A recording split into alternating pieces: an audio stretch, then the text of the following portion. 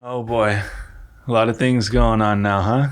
Definitely a lot of stuff going on. A lot of crazy stuff going on in the market, going on in the world.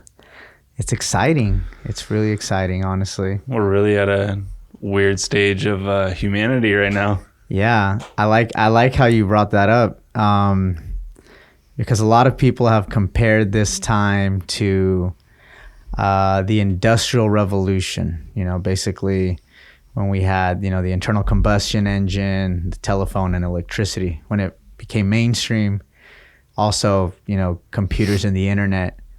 Those were transformative times, and I feel like we're in the beginning stages of another one of those transformative times right now. So it's really interesting. Of a revolution. A revolution, exactly. Well, what would you call this revolution? A lot of people have called it the fourth industrial revolution, and I like that word. I really do, because it is an industrial revolution, but not in the way that a lot of people think with machine. Well, actually, yeah, it is. It's basically an industrial revolution the way people think it is. There's a CEO, a particular CEO that I wanted to talk about. Her name is Cathie Wood. And I really, really like Cathie Wood because, her fund, her investment management firm, ARK Invest, has made gigantic gains over the past year. And it's really interesting because she has a particular strategy that I align with. Last time I came on the podcast, we talked about Bitcoin, we talked about AI, blockchain, and that's exactly what she talks about. And it's very validating for me because it's what I believe in. I don't know if you've seen, or any of the viewers have seen, Cathie Woods is it was like a seminar in South Africa. I forgot what it was. I think it's called investing in disruptive innovation. It was basically like a conference they had in South Africa, where she basically outlined how these new technologies that are emerging, how they were basically going to transform the world. And the technologies that she mentioned on there, I completely believe they're going to change the face of the earth, and it's going to make the world of the future unrecognizable to what it is today. Well, I think that she mentions it in the title. Yeah. Disruptive innovation. Disruptive innovation, just the word disruptive means it's going to get in the way. It's going to get ugly. There's going to be companies that you have known forever that could potentially go bankrupt, companies that you think would, or just not be used, not be needed anymore. Well, not be needed, and then that's going to cause a bankruptcy. They need people to use them in order to make money. So the disruption is going to be real. What are some companies that you see, maybe like oil? Definitely oil. I 100% believe oil is going to get phased out, and that's already happening with California. They are basically banning the sale of gas-powered cars. I think it's by 2050. I think the cars had to be fully electric by 2035. 2035, exactly. That's the number I was looking for. Yeah, so the shift is being made. So oil, ExxonMobil was removed from the S&P 500. That should already be a big red flag that oil is going to go bye-bye soon. Especially because, a lot of, not soon, but over time, the use of oil will definitely be reduced, especially because the fifth largest economy on the face of the earth is not going to allow the sale of gas-powered cars. Which economy? California. California is the fifth, if not larger, fifth largest economy in the world. So that's pretty insane. That's setting the tone right there. That's setting the stage.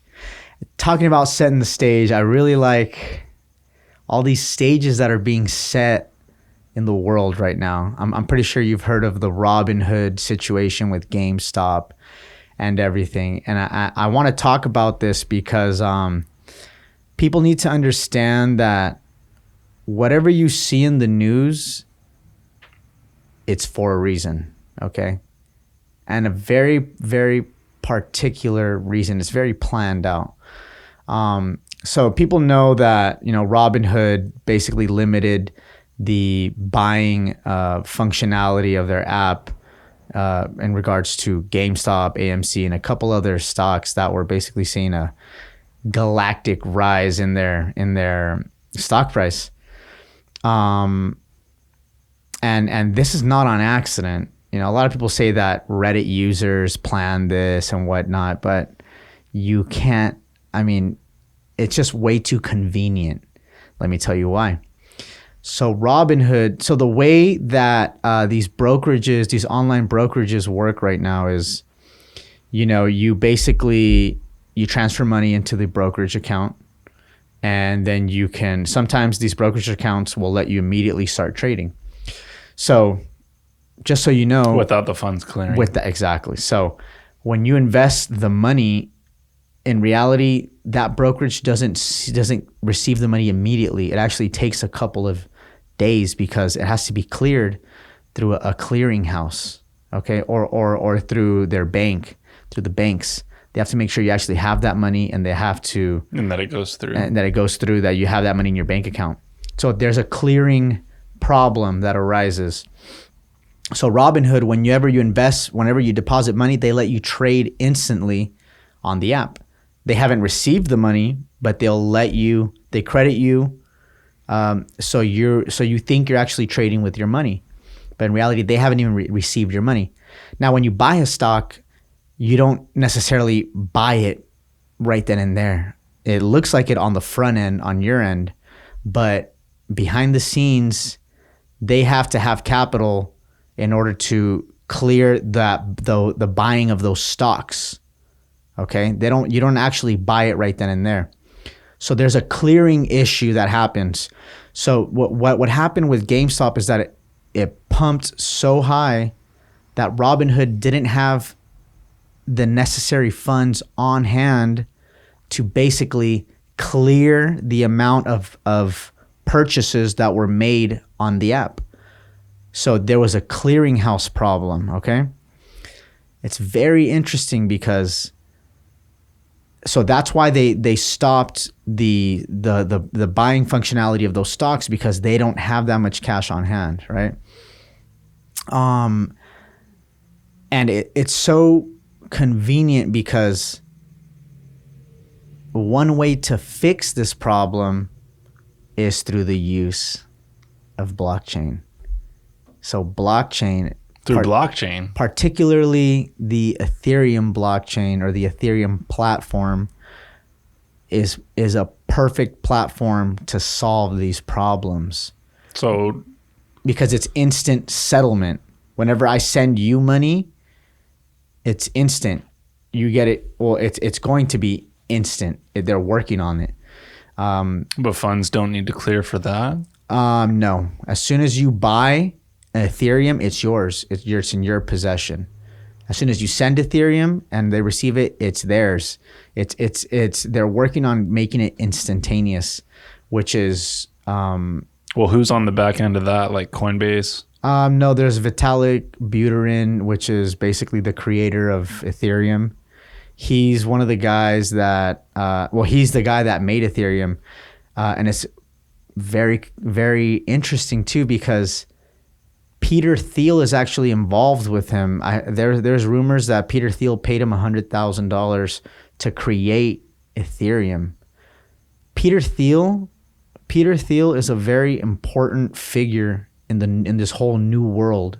I don't want to say new world order, but in this new world that's emerging, because everything Peter Thiel touches and Elon Musk touch turn to gold. So if they're the new wave. they are literally creating the new world. They're literally creating it. Literally. Like, they're making it.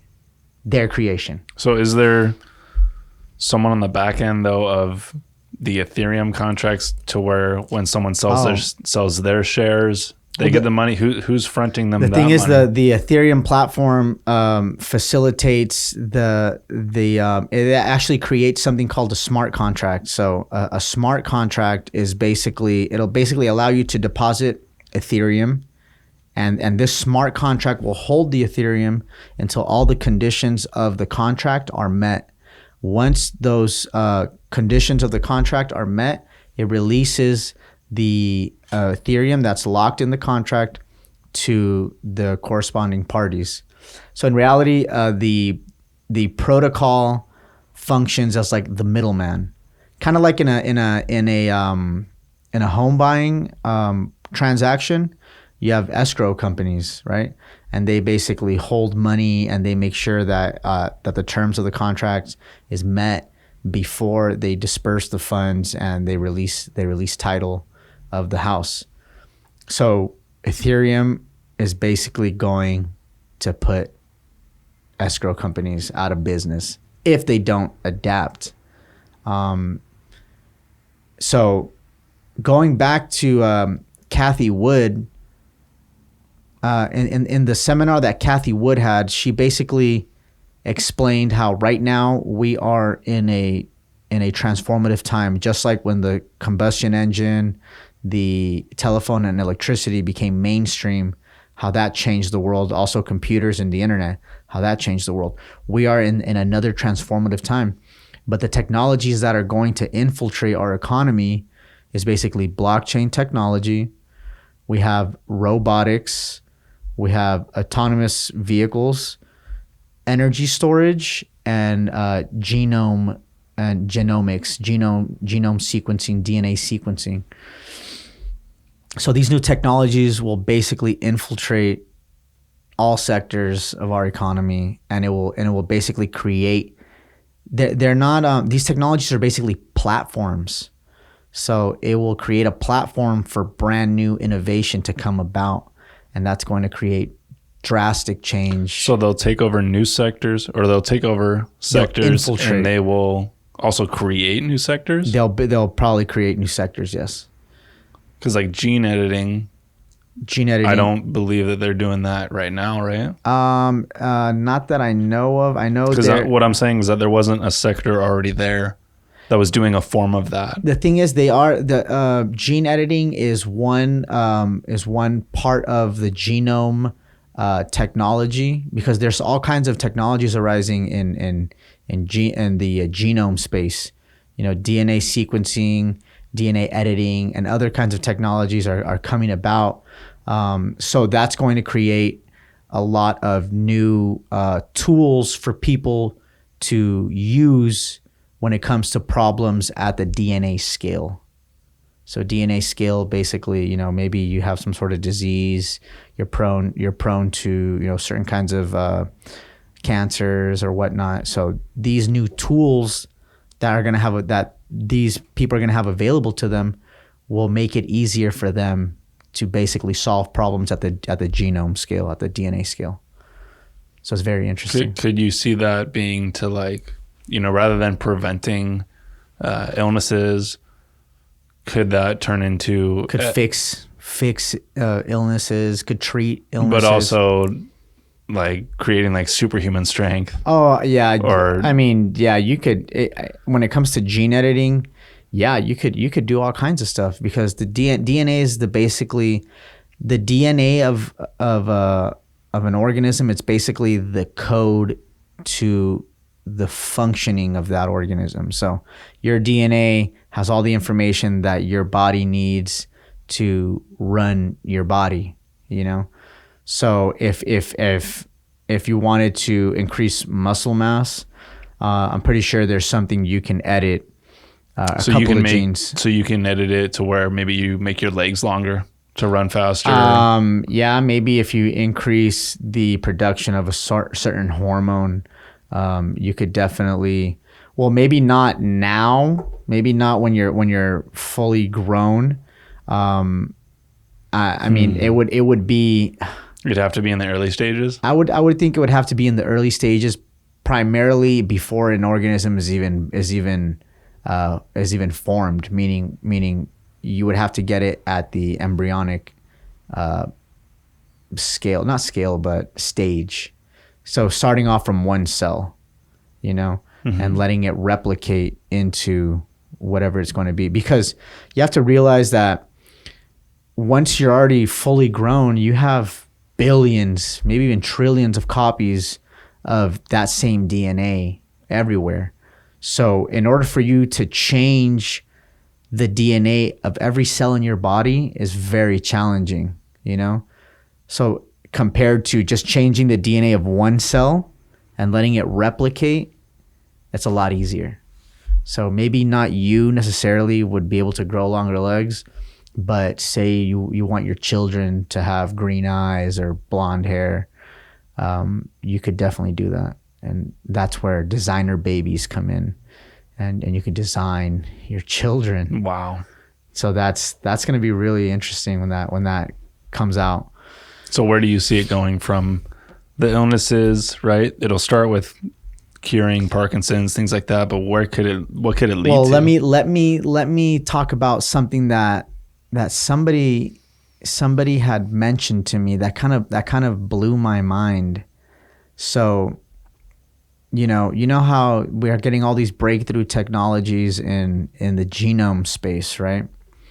So there was a video of Mark Zuckerberg that was leaked not too long ago, where Mark Zuckerberg basically admitted that these COVID vaccines basically do alter your DNA and your DNA and RNA, because these are basically unresearched, unverified, an unverified technology that they basically rolled out.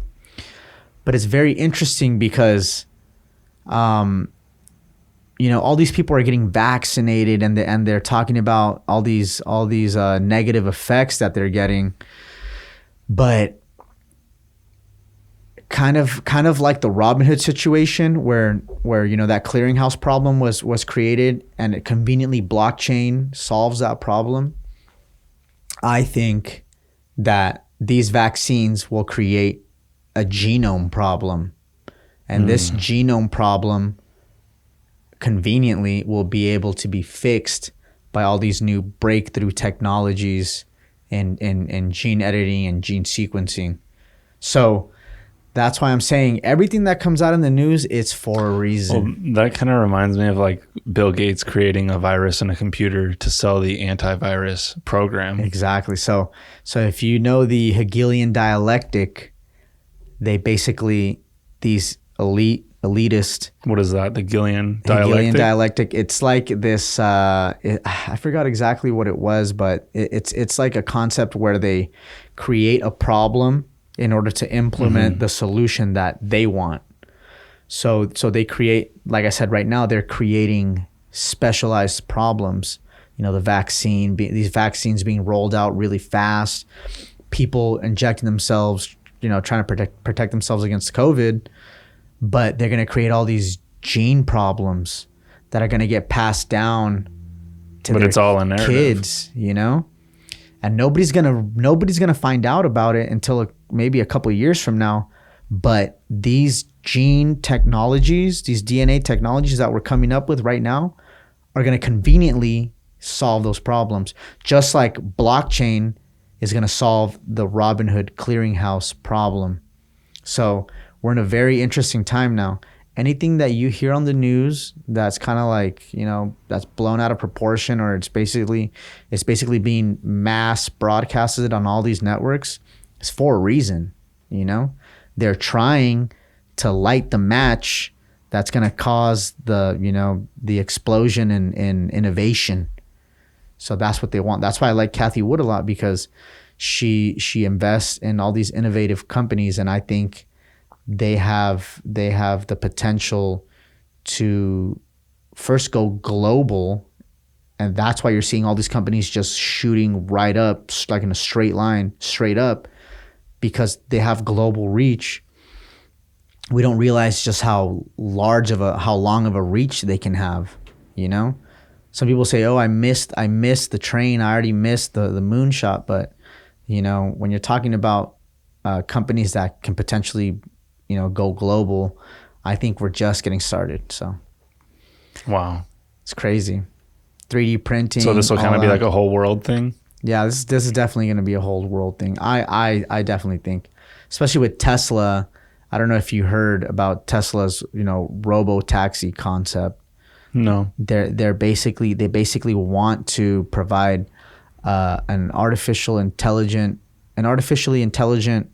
autonomous vehicle that will provide ride services for people with an autonomous vehicle. So instead of having a person in a taxi driving you around, it's going to be an AI in an autonomous vehicle driving you around in exchange for money. Or it'll just be an autonomous vehicle. There won't be an actual AI inside of it. Well, the AI is part of the autonomous. It's part of the vehicle would have to have some sort of artificial intelligence algorithm in order for it to be autonomous, you know? So our AI and autonomous vehicles are basically the same thing. But see, how long till the cars can actually do that? So they can do that already. Themselves.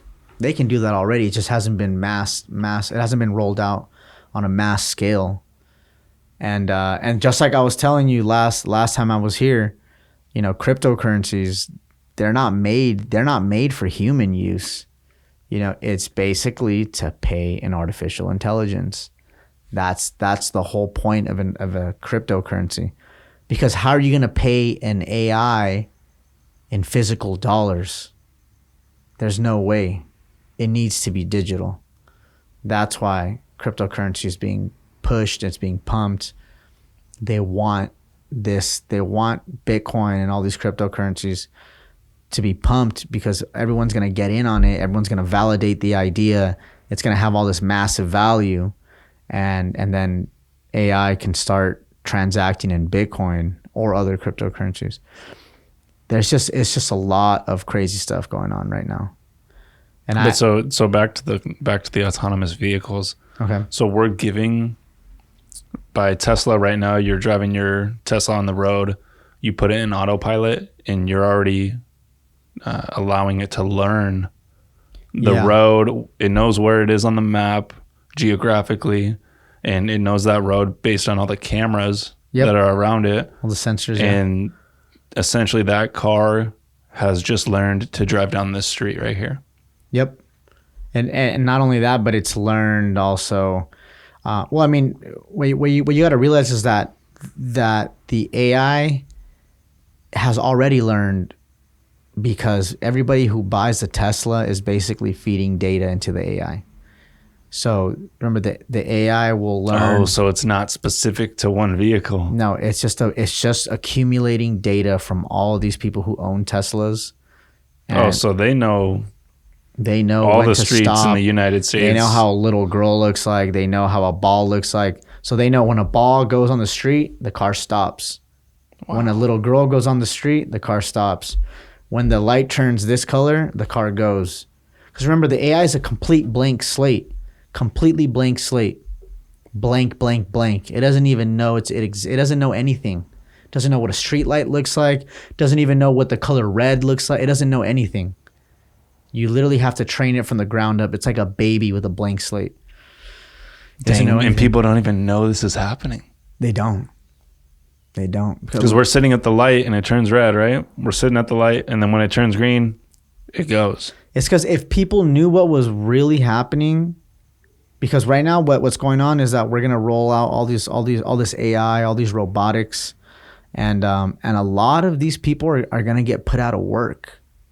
So if people really knew the end result of what's going on right now, they'd be against it. So these companies have basically been... Yeah, they wouldn't continue to feed it. They've been working in silence, you know? They don't tell you what the plan is. The plan is to get these robots out, to get them in the economy, pay them in Bitcoin or whatever cryptocurrency, the Fed coin, whatever USDC, and have them work towards more and more technology, which will eventually lead to, I don't know, immortality or being able to go to different dimensions or godlike powers. Who knows? For people, for AIs, for a lot of right now they're saying that there's AIs live on the web right now, like that have been since like the 60s. Like there's a lot of rumors, but like I said, and what is it doing on the web? Just learning? I think it's just learning through social media. It depends on what it's programmed for. An AI will always have a certain objective, because an AI wants to optimize towards a certain objective based on what the human gives them as their program. Yeah.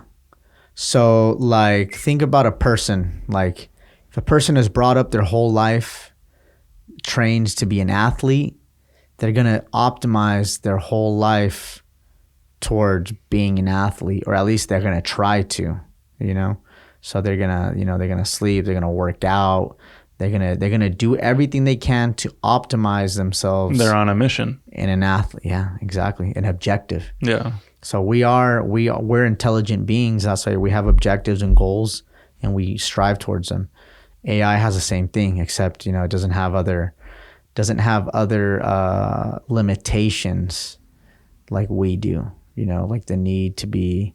Well, actually, I don't know. Maybe once an AI gets intelligent enough, it actually seeks social validation and things like that. But I feel like that involves other things like emotions. Yeah, it doesn't. If the AI doesn't have emotions, it's not going to care what other people think of it. Yeah. Well, I mean, I don't know. I think because emotions is a very complicated subject. I can't even tell you anything about emotions because I don't fully understand how a human feels emotions. So I wouldn't be able to tell you that an AI can or can't learn. Maybe it could learn feel. Yeah. Maybe it can show you that it's feeling something, but it wouldn't feel anything at all. Because when we feel, that's a chemical reaction in our brain that stimulates certain parts of our brain and causes certain chemical changes in our body. And AI doesn't have that kind of chemistry like we do. But couldn't it just be like words? Like couldn't they get an AI a can reaction tell you, based off of words? Yes. Like if I'm like, hey Axel, if I'm an AI and I'm like, hey Axel, you want to go to the park today? And you say no. No, I hate you. And the AI would be sad. Upset with that. Oh, I'm sad, yes. But like I said, it'll show you that it's feeling an emotion, but it could be that the program itself is not feeling anything at all. It's just trained to do that, But in a sense, it kind of has like a consciousness. It kind of does, but it's based off of the human. But it's a fake. It's artificial. It's artificial. Yeah, it's an artificial. Yeah, a lot of crazy stuff coming up, man. And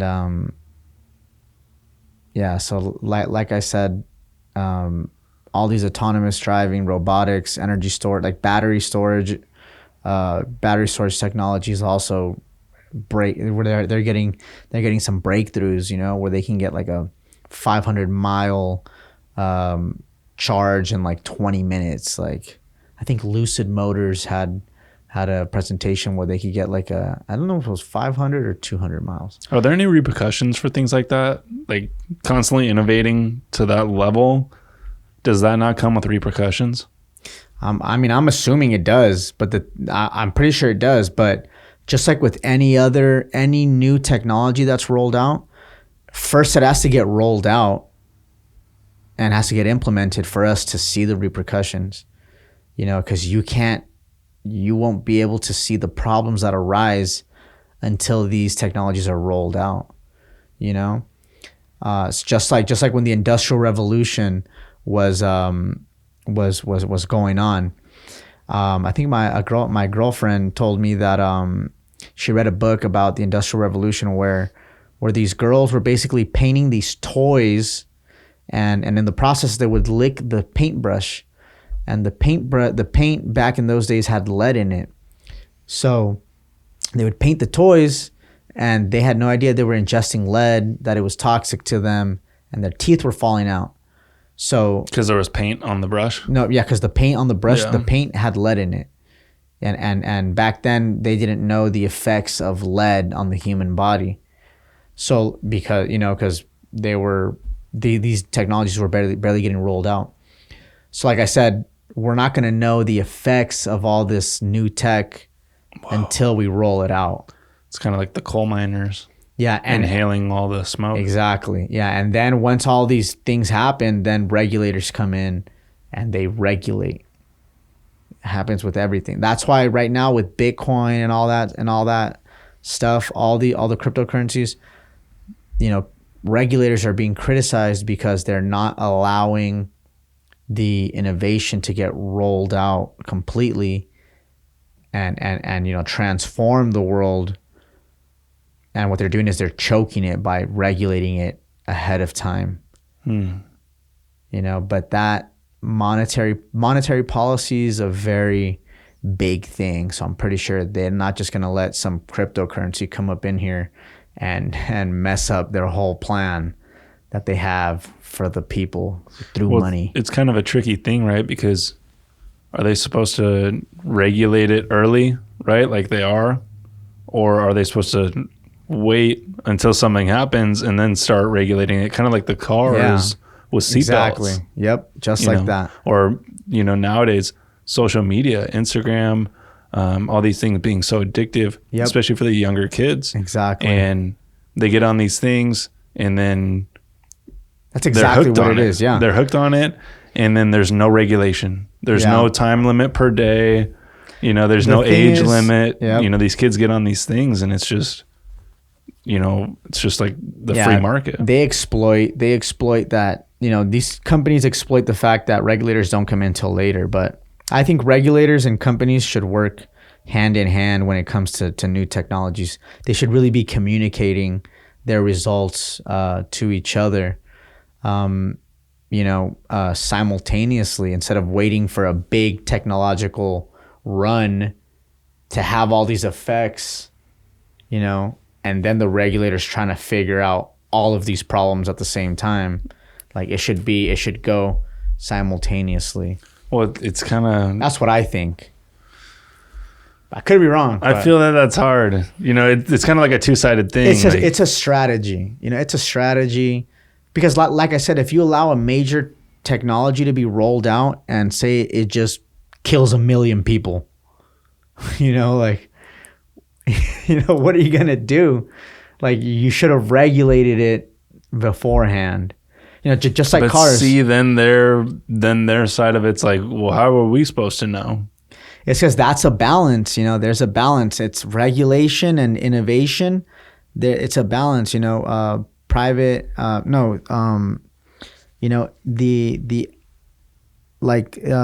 Private companies and regulators are in a perpetual balance, so they can't let the balance get unbalanced. But see, when we have companies like this that have so much power, say like Instagram, for example, like because they weren't regulated, ahead of time.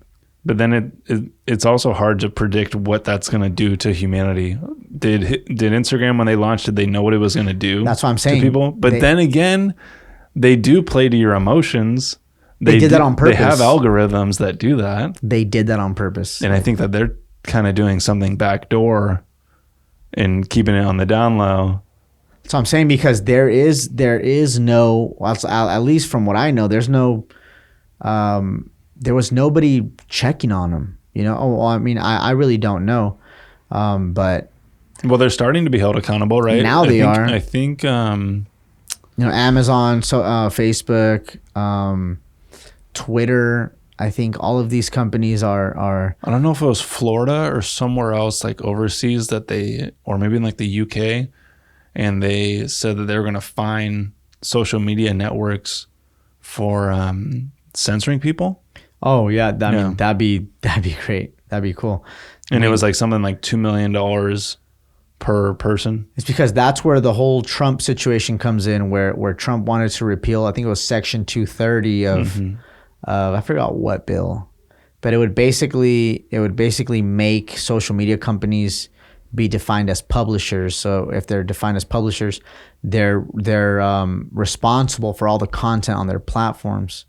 So if it's one-sided, they're responsible for that. They have to make it balanced viewpoint, both sides or all sides. So that would basically mean that they would have to allow everyone to say what they want. They couldn't censor anyone. It would make them accountable for fake news. It was mainly a fake news kind of thing, because there was a lot of fake news going around on social media, and they weren't. Nobody could be held accountable because they're saying that it's user generated content. They're not responsible for what people put on their platforms, but they are the platform. They should be self-regulating, and they're not. And that's why I think, Facebook, Twitter, and all these social medias that were basically rolled out with like little or no regulation, they had a long reach, and they've taken a big amount of the pie, or they've taken control. They've just grown enormously. so much. Yeah, enormously. But I think this was done on purpose, I think they weren't regulated on purpose, because allowing a social media platform to grow like that with such central control is like, it's beneficial, to certain players in the game. So I think they allowed that to happen To control people. for special interest purposes, But that's just my opinion. I mean, I don't know. It's convenient. Well, it's I mean, with the Reddit thing too, it's like a way to control society. Yeah. There's a lot of ways. There's a lot of things that have happened that have created powerhouse machines that can be controlled from a central authority. Well, some things go viral, like the Queen's Gambit on Netflix. Yeah. And I think like 60 million households saw that in like one weekend. And just the chess sales just blasted off. Yeah. And they're essentially molding the minds of humans. Yeah. They have a lot of power. And honestly, and that's where blockchain technology comes in, and it allows the power to be decentralized, because imagine a decentralized stock exchange, where What would that mean? that would mean that there is no central authority that can stop the buying of a certain stock, or Decentralized is essentially like another word for like no government. decentralized just means that there is no one point of ultimate power, Mm-hmm. Like there is no central authority that branches out and can have a major effect on the network or the application or the software or the network. Yeah. So blockchain decentralizes everything, and it basically puts the power to the masses. So mass consensus is the new authority. So everybody's saying, yes, this globe is blue. If 1 million people say the globe is blue, that's a mass consensus. The globe is most likely blue. You could say with high confidence that this globe is blue. So blockchain is gonna transform a lot of these central authority kinds of things. So it wouldn't be as controlled. Yeah, or it wouldn't controllable. be as controlled. Exactly, controllable. There would have to be mass consensus. So in that way, either truth prevails or whatever's in the minds of the people prevails. So if you trained everybody in the whole world to say that you have $1 trillion in the bank, if you tell everybody, hey, I have $1 trillion in the bank, and you just tell enough people that, you can bring it to life. You can basically, somebody will believe you. Because they can vote on it? Because there'll be mass consensus. So if everybody knows you have $1 trillion in the bank and you ask me for money lended, you ask me for $100,000 lended, I'll be like, well, he has $1 trillion in the bank. Fuck, well, you'll pay me back, right? Okay, here. Everybody says you have $1 trillion. Okay, I believe them. Well, why would I be asking you for money? Well, it's just an example. Okay. It's an example. You know, or say that you owned 1 million houses and you asked me for 100,000, like, because you needed it quick or something, and everybody, yeah, dude, he has 1 million houses. He has 1 million. Oh, everybody, oh yeah, the guy with 1 million houses, yeah. Okay, here, boom, you know. So you can, I mean, that's just showing how, like, you could still, like with blockchain, you like there could still be some fake information that can get on a blockchain and prevail, but everybody would have to be in on the lie or be deceived by it, and that's very unlikely. So that's why blockchain is very secure. So this is where the world's going. Yep. Is it possible that if different people get in power or different people become leaders, that it could change that? That's funny that you say that. I think right now we are in the midst of a technocracy, as many people have said. Basically, the people who control the technology run the world. That's basically what. Well, we're all hooked on it. Yeah, and that's kind of where we need to be nowadays. People need to be on the internet to work, to send emails. It's because people like you and me, we're in technology and we think that it's always existed. And why isn't anybody else on it? Why isn't the world, on this? But it's because technology is relatively new. We just feel like we've known it forever. So we think that it's a standard, you know? But in reality, we were just born in a very interesting time in the world, Can things get more instant than what it is right now? I mean, there is like FaceTime and phone calls and things like that, but I think could it get more like a hologram in front of you? Oh yeah, it can get a lot more deceptive. It could get, oh man, Could we put VR goggles on and be in the same place together and I can see you? You can put on VR contacts and believe you're in another world. Like it depends how crazy technology evolves. It can, like I said. So right now you and I could put on contacts and I could see you in the same place where I am. Yeah. And we'd be here. Yeah. But I could basically be in your body. But we would be looking at something else. I would be seeing your body. Like if you put on contacts and I had contacts and those contacts had like a micro camera and you walked around and I was able to see what you were seeing through those eyes, like I'd basically be living your life. Whoa. That'd trip you out. And I would be feeling and maybe and you know how they say seeing is believing? Mm-hmm. The things that I saw would also give me an emotional reaction, so I could say that I'm basically living your life. You could be someone else, yeah. but you wouldn't be able to have their functions. Motor control. Yeah. I mean, but like could I said, you, though? With enough technology, you could. I don't know. I think you definitely could. With the Neuralink and all that stuff coming out, I think you definitely could. You're gonna have control over people's brains. Neuralink. I mean, you mean like I'd have control over your brain? Well, whoever's in control of the Neuralink, network. Dang, we would forget who we even were. You could. I mean, you could literally just. You're just transferring program bodies. People to think they're a different person. Like, it all depends. It all depends because, But if you saw what I was seeing, you wouldn't believe that you were you. You'd believe that you were me. I'd believe that I would. Yeah. If enough time has passed and I was still seeing that, there could come a time where I would think I was you. Yeah. And that's why Dang.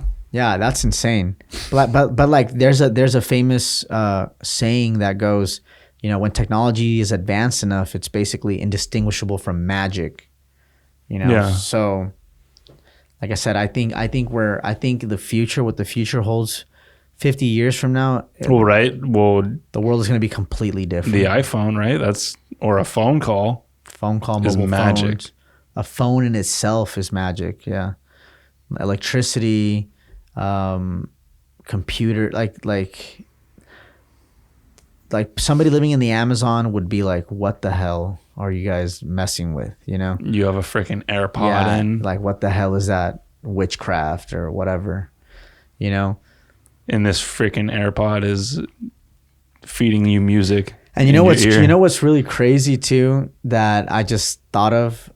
You know how The Simpsons, they always have like some sort of reference to like a new world order kind of thing, where they put in like these little subliminal messages and whatnot, and they kind of predict the future. What have they done with that? Like there was an episode where like Bart Simpson is holding up like a magazine, and it says 9 and the Twin Towers, like the 9/11. Mm-hmm.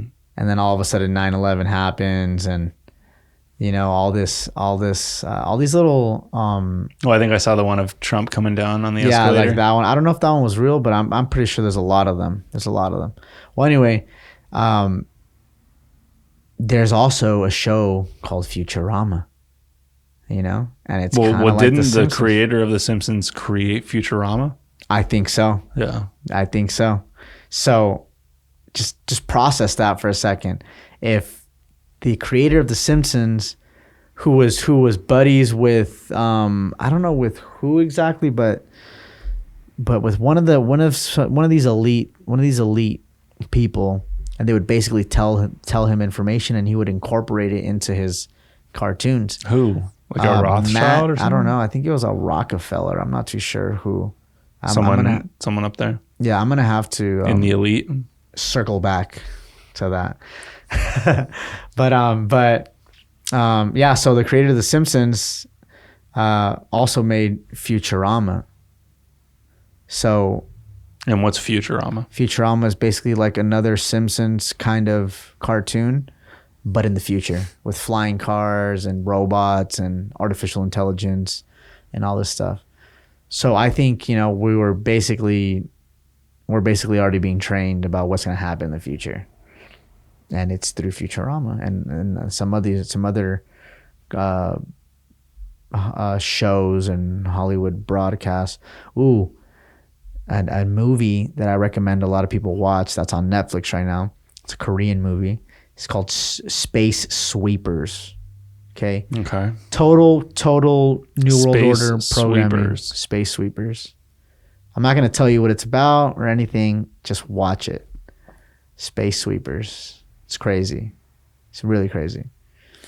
So there's a lot of future things like that are already being pushed out there. A lot of programming going on. Yeah. A lot of programming. It's been going on for years though, you know. But how do they know? Just Because like I said before, it. though. They don't know they're creating it. You know, so couldn't it be somewhat adjusted, or could be adjusted? Yeah, it's going to be something like the Jetsons. I mean, it's not like a foolproof plan, but that's their it's objective. just the natural innovation. They're mass managing of resources to lead towards that ultimate future. You know, so that's how they ensure that this is really going to happen. Just like they say the best way to predict the future is to create it. That's what they're doing. Well, it's like with all these electric cars, oil's going to go out. Yeah. Engines. So that's a lot of jobs. Engines. Oh, yeah. Manufacturing. I mean, there's a bunch of other materials that are used with engines other than oil. Definitely. Yeah, there's a lot of, like I said, it's going to be a transformation. And a lot of people who cannot be retrained with new skills that are going to be necessary for the new economy, they're going to get left behind. You know, they're going to be unemployable.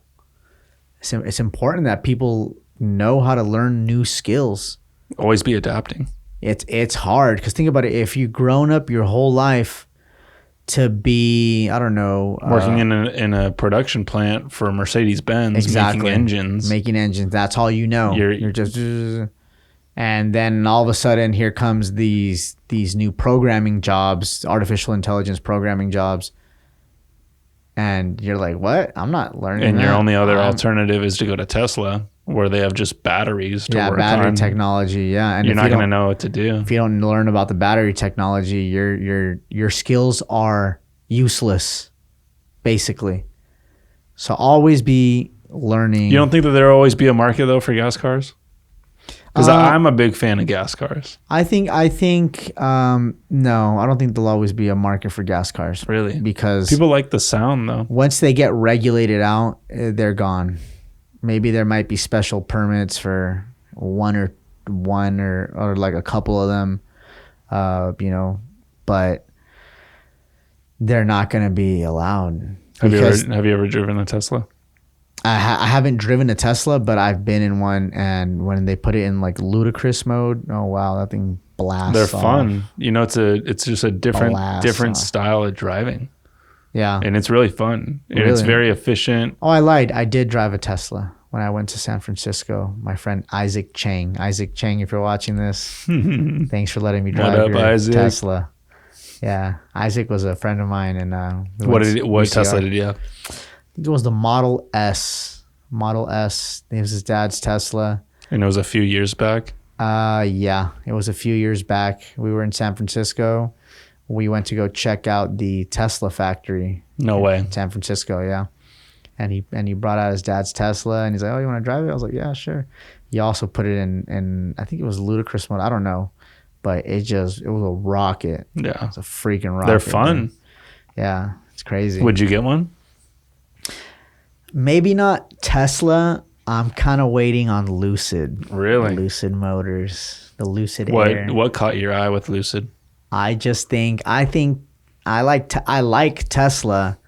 I'm just one of those guys that, that I don't want to go with the mainstream. Dang.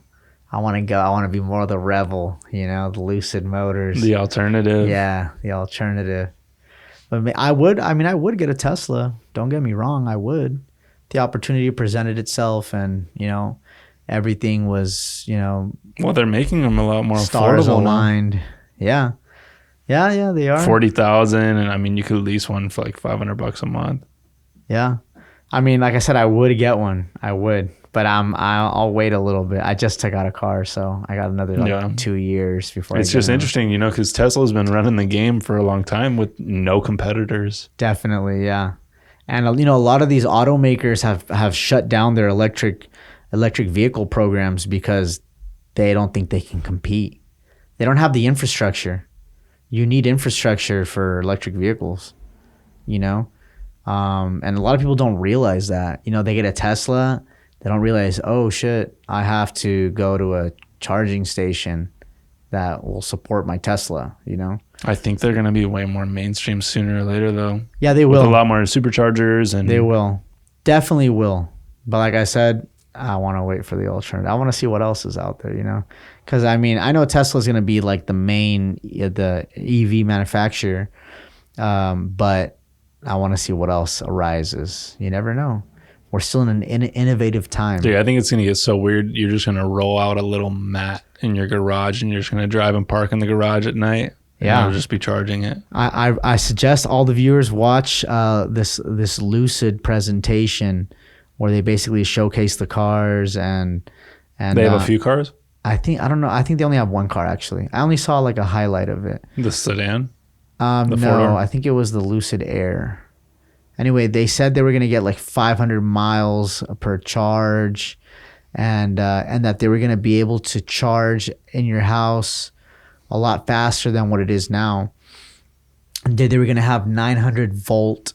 They were going to have 900 volt charging stations. So in a 20-minute charge, you'll get like 200 or 500 miles. I forgot what it was. It was one of those. 20 minutes.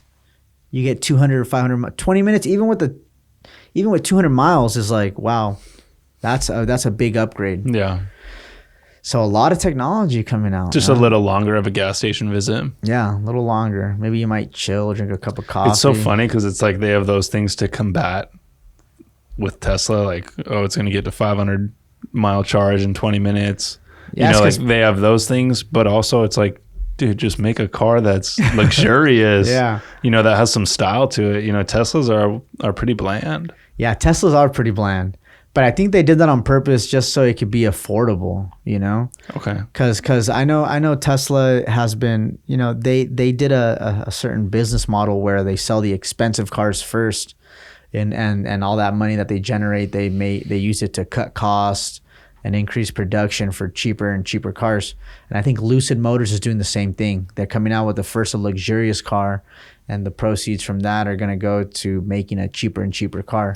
I think that's kind of the game plan, though, because Maserati did that, Jaguar, a few other companies.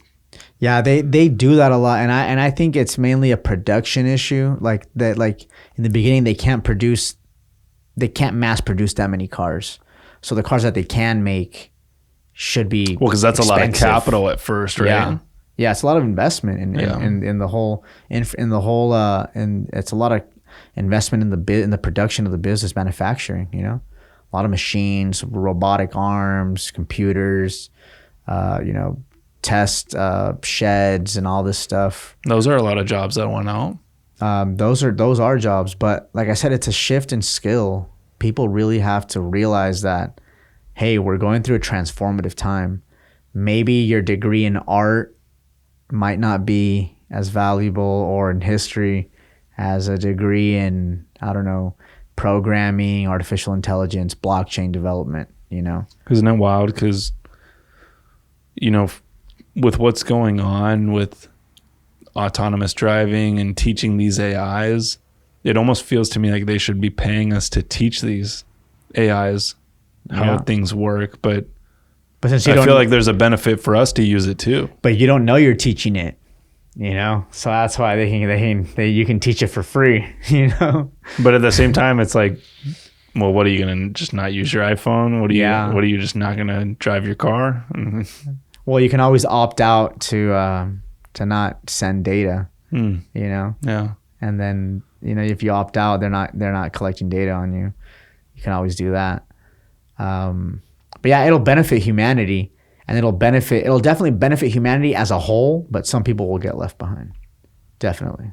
But it'll make more people work less. And what would that do for people? Yeah, it'll make certain people work less, and other people get no work at all. What would that do though for someone in terms of like motivation and purpose? Well, I mean, I think it'd make people a lot lazier, or it can make them a lot more productive. It all depends on the person. Well, it depends on the person. Because like I said, all these things are tools.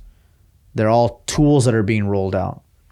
You have to realize that. And depending on how you use the tool, you can either make something very beneficial for humanity or something very detrimental for humanity.